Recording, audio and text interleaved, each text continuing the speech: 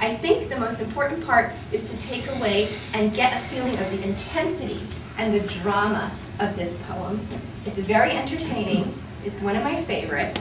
Here we go, The Raven by Edgar Allan Poe.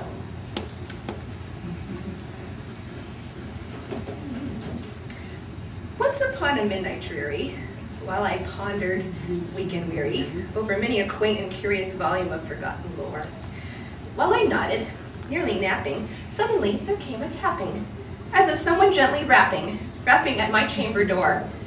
"'Tis some visitor," I muttered, "tapping at my chamber door. Only this, and nothing more." Distinctly I remember, it was in the bleak December, and each separate dying ember wrought its ghost upon the floor.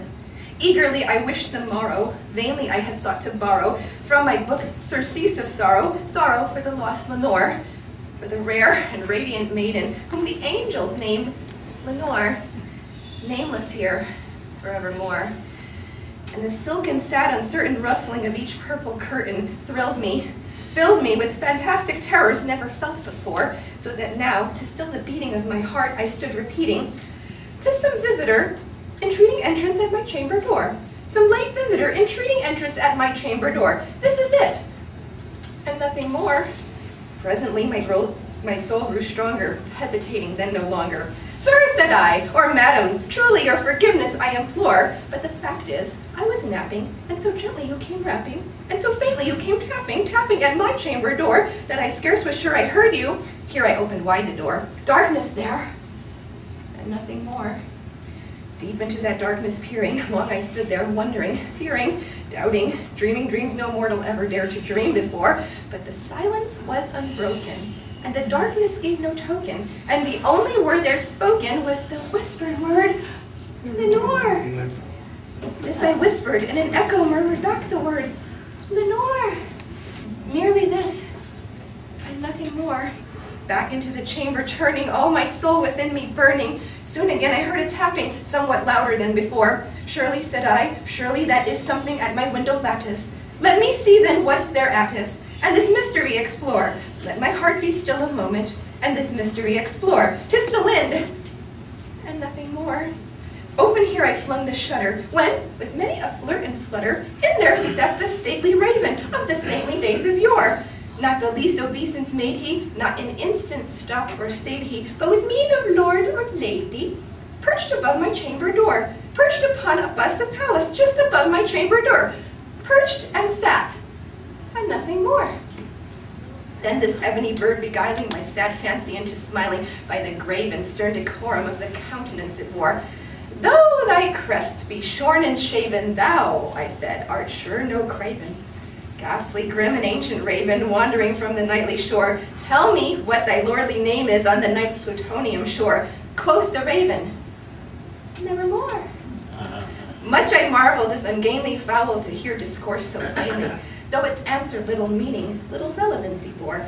For we cannot help agreeing that no living human being ever yet was blessed with seeing bird above his chamber door, bird or beast upon the sculptured bust above his chamber door, with such name as Nevermore.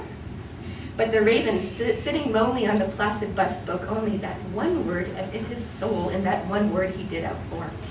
Nothing further than he uttered, not a feather than he fluttered, till I scarcely more than muttered, "Other friends have flown before, on the morrow he will leave me, as my hopes have flown before." Then the bird said, "Nevermore."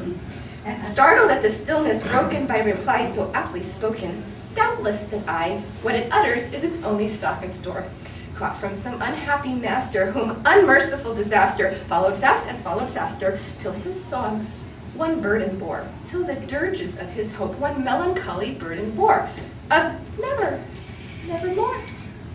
But the raven still beguiling all my sad soul into smiling, straight I wheeled a cushioned seat in front of bird and bust and door. Then upon the velvet sinking, I betook myself to linking fancy unto fancy, thinking what this ominous bird of yore, what this grim, ungainly, ghastly, gaunt, and ominous bird of yore meant in croaking, "Nevermore."